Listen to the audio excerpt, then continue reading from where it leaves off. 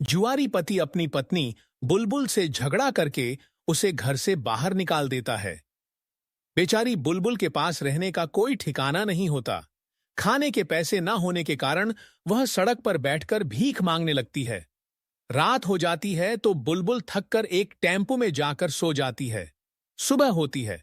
भूख से बेहाल बुलबुल जंगल में खाना ढूंढने लगती है। तभी उसे एक चमत्कारी नागमणि मिल जाता है। बुलबुल उसे अपने पास रख लेती है। प्यास लगती है तो वह पास के नल पर पानी पीने जाती है। जैसे ही वह हैंडपंप चलाने लगती है, उसमें से ढेर सारे रेड डायमंड निकलने लगते हैं। बुलबुल यह देखकर हैरान रह जाती है और खुशी से नाचने लगती है। वह सारे डायमंड एक ठेले में रखकर बाजार में बेचने जाती है। सुनार डायमंड को अच्छे से जांचता है और उसे बहुत सारा पैसा दे देता है।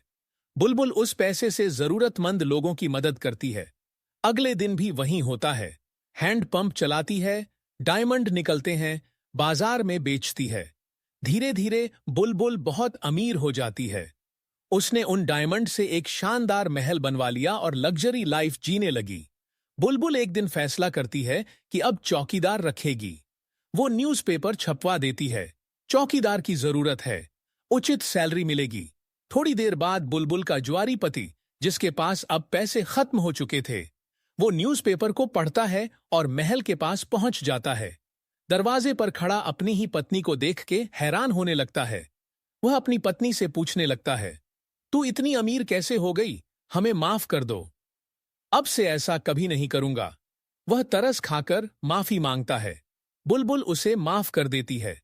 तभी बुलबुल महल के आंगन में लगे हैंडपंप से ढेर सारे डायमंड निकालती है और नागमणि को बुलबुल अपने बेड पर रख देती है। तभी पति देख लेता है। बुलबुल हैंडपंप से निकले हुए डायमंड को गरीबों में बांटने चली जाती हैं। तभी जुआरी पति नागमणि महल से लेकर भाग जाता है। बुलबुल वापस महल में आती है और हैंडपंप चलाने लगती है, लेकिन इस बार डायमंड की जगह सिर्फ पानी निकलता है। बुलबुल दंग रह जाती है और समझ जाती है कि सब कुछ उस नागमणि की वजह से हो रहा था। बुलबुल पति को ढूंढने महल से बाहर जाते ही पूरा महल पानी बनकर मिट्टी में मिल जाता है। बुलबुल फूट फूट कर रोने लगती है, क्योंकि किसी ने लाइक और सब्सक्राइब नहीं किया।